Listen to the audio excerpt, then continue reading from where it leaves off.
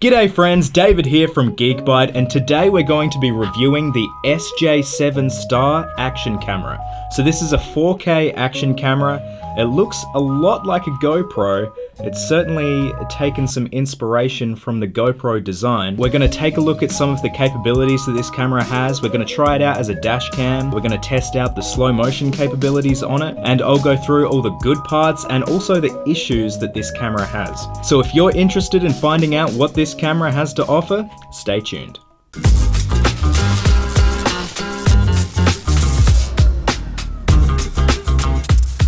When unboxing the SJ7 Star action camera, the first thing I noticed was the huge range of mounts that are included with the camera. The package includes 10 different mounts and adapters, and for a little bit extra you can also get a mic and a smart remote with it as well.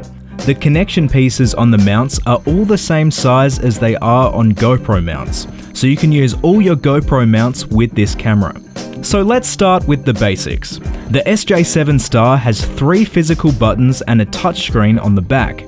Just like a GoPro, you can navigate the menus with the physical buttons, but the touchscreen is included to make life a little bit easier. That being said, the touchscreen is pretty damn horrible. It's very unresponsive and you really have to jab it for it to recognize your touches. The battery included with the SJ7 Star is smaller than a GoPro battery, at 1050 mAh. And I found that the battery lasted just under an hour when filming 4K and slow motion videos. I also noticed that by default the screen times out after 30 seconds of not being used, so that the camera can conserve battery life, which is a nice idea, but it's quite irritating, and I quickly changed it from 30 seconds to 5 minutes. You can change specific image settings like white balance, EV value, ISO and sharpness, but it's just so annoying to get around the menu with the dodgy touchscreen that you may as well just leave everything on auto and hope for the best.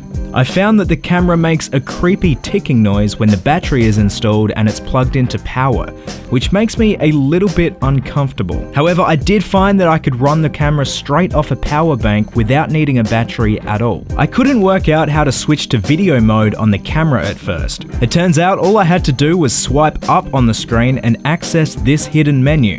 But I ended up connecting to the SJ7 via the SJCAM app on my phone.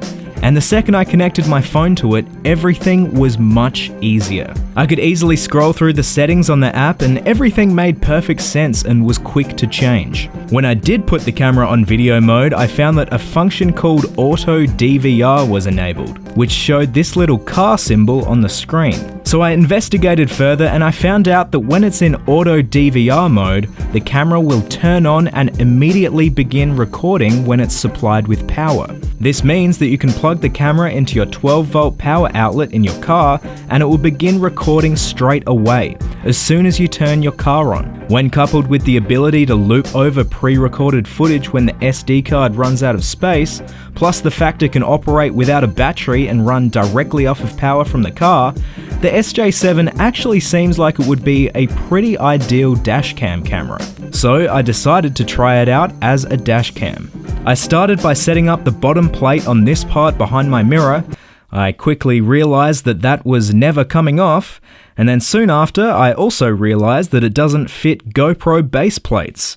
So if I need more base plates, I'll need to get them directly from SJCAM. The main problem I found when I use the SJ7 as a dashcam is that it starts recording when you turn on your car, but in my car, when I start the engine, it kills the 12-volt power for a second. So what happens is the camera freaks out and sometimes switches off altogether. Or it'll turn back on and ask you if you want to recover the movie that was just filmed in the time between you switching on the car and starting up the car. No, I don't want to recover that 3-second cinematic masterpiece, SJCAM. Whenever I tried connecting to the camera with my phone after one of these little freakouts, it would give me this message saying that decoding had failed and that I need to restart my camera and the app to fix it.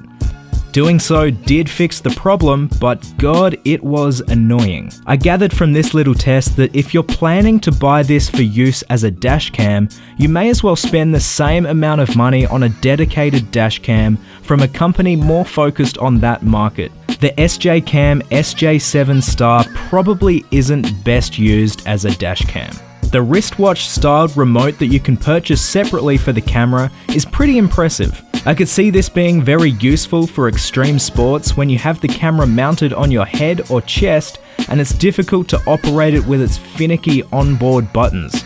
This would be awesome for use in the snow, when you're wearing gloves and it's difficult to operate an action camera.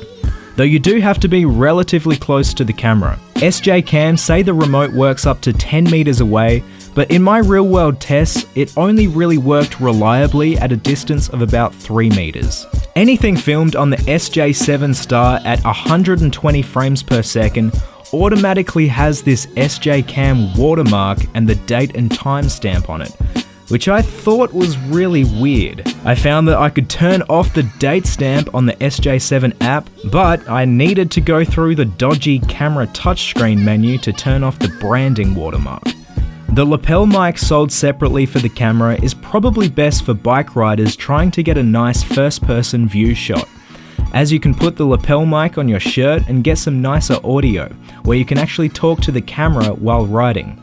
So this is what the lapel microphone sounds like when it's connected to the camera. So what I'll do right now is I'll unplug the lapel microphone from the camera. And now the audio that you're hearing is actually coming from the onboard microphone on the camera itself. So hopefully that gives you a bit of an idea of what the differences are between the lapel microphone and the onboard camera microphone. This is what the slow motion looked like when filming.